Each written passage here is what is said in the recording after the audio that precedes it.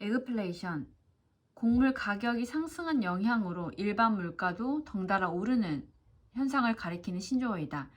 영국의 경제주간지 이코노미스트에서 처음 사용한 것으로 알려져 있다.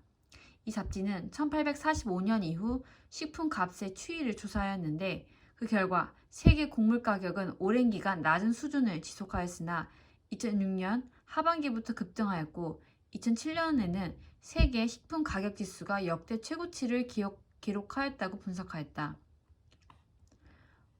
곡물 가격이 상승하는 요인으로는 지구 온난화 등 기상 이변으로 인한 공급 감소, 육류 소비 증가에 따른 사료용 곡물 수요 증가, 경작지 감소, 유가 급등으로 인한 생산 및 유통 비용 증가, 곡물을 이용한 대체 연료 활성화, 식량의 자원화, 투기 자본의 유입 등을 꼽을 수 있다.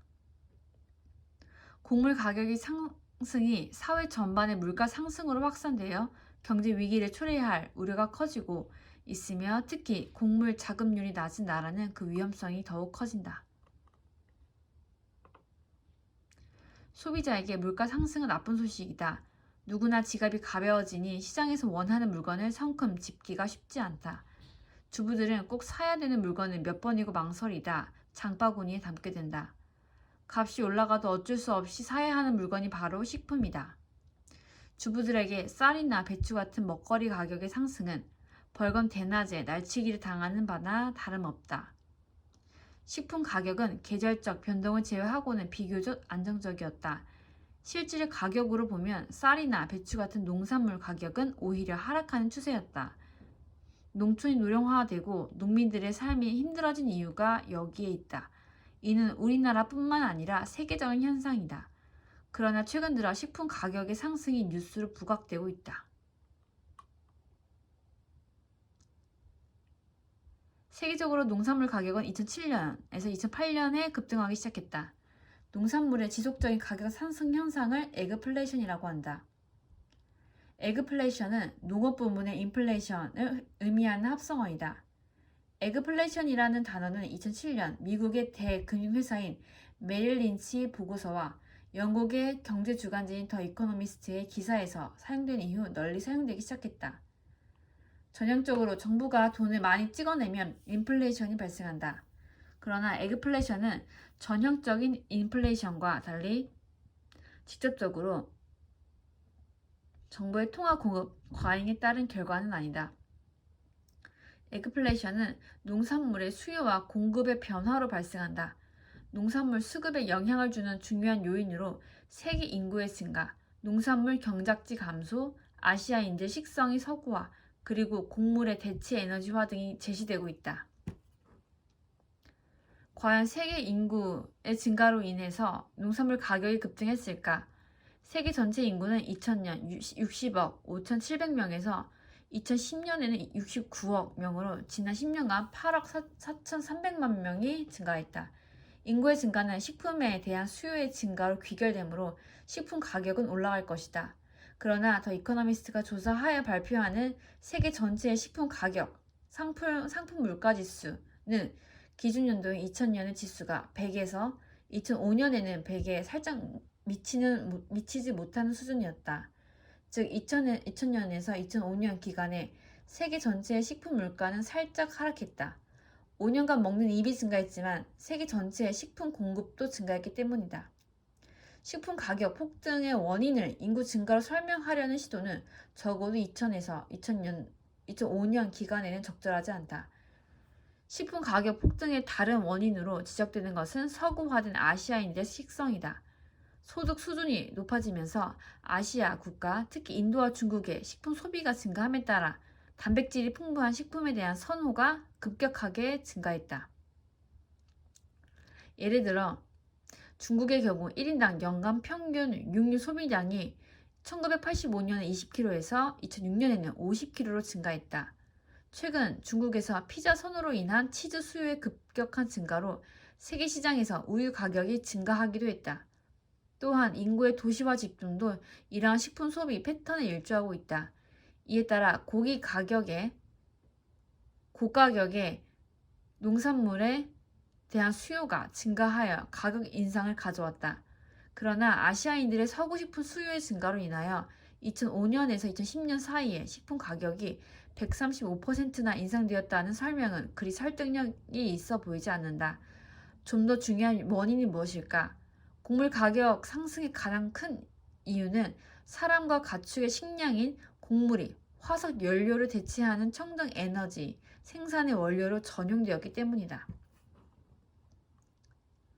유가의 급격한 상승과 함께 지구온난화에 대한 우려는 기존의 화석 연료를 바이오 연료로 대체하기 시작했다.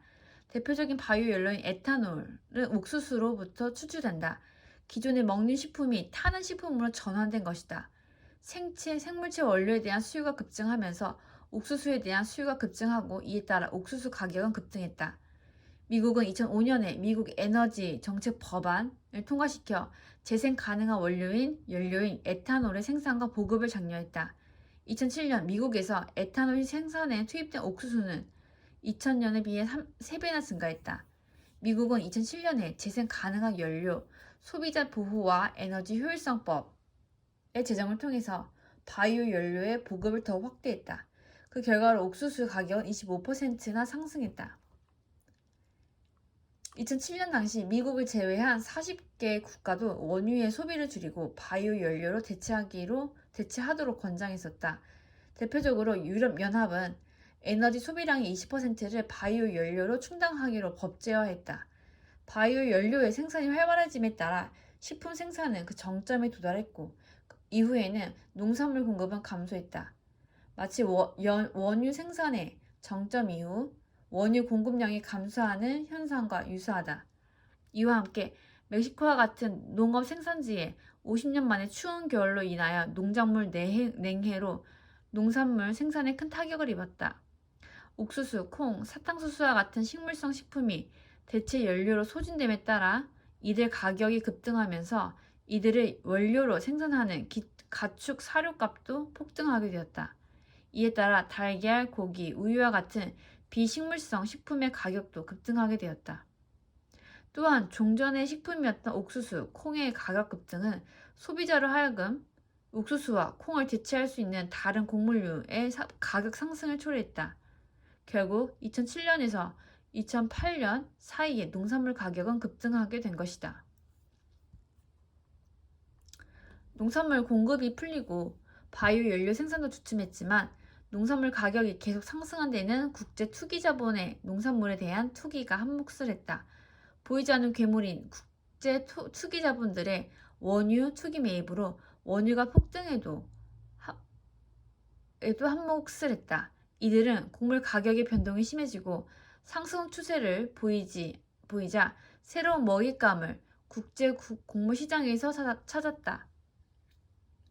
국제 곡물 시장은 카길, 코나그라와 같은 다국적 기업이 지배하는 과점 시장이다. 따라서 투기 자본이 활기치기 좋은 구조이다. 이들의 곡물 가격의 급등을 예상하고 투기적 매점이라는 가수요를 창출하여 상승하는 농산물 가격을 더욱 급등시켰다. 에그플레이션은 인플레이션이다. 따라서 에그플레이션의 가장 큰 피해자는 서민들이다. 우리나라의 경우에도 2008년 3월 초 수입산 옥수수와 대두에 주로 의존하는 국내 사료 가격이 1년 사이에 40% 가까이 올라 농민들의 시름이 깊어만 갔다. 밀가루 값은 2006년에서 2008년 기간에 2배나 급등해서 서민들이 자주 먹는 짜장면이나 짬뽕과 값이 인상되었었다. 비싼 밀가루 대신 쌀로 국수를 만들어 먹으라는 지시에도 불구하고 한 번 인상된 짜장면 값은 다시 내리지 않았다. 농산물 가격의 급등으로 가장 큰 피해를 보는 계층은 저개발 국가의 저소득층이다. 부유한 국가의 평균 식품 소비는 전체 소비의 10에서 15%인 반면 나머지 국가들은 평균적으로 전체 소비의 30% 이상을 식품 소비에 할당한다. 빈곤 국가의 경우에는 식품 소비 비중이 훨씬 높다. 따라서 빈곤 국가의 저소득층에게 상승하는 농산물 가격은 그들의 생존을 위협하는 요인으로 다가온다.